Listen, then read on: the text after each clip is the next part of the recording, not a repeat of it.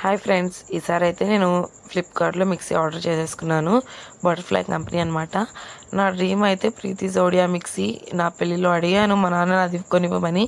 అప్పుడు 5,000 ఉన్నప్పుడే వద్దులే ఇప్పుడు ఎందుకులే అని చెప్పారు. ఇప్పుడు వచ్చేసి దాని కాస్ట్ 10,000. ఇంకా ఇప్పుడల్లా మనం అది కొనేది లేదనేసి ఇప్పుడైతే బటర్ఫ్లై ఆర్డర్ చేశాను. 3 జార్స్ వచ్చాయి. ఒకటైతే జ్యూస్ జార్ వచ్చింది. చాలా బాగున్నాయి.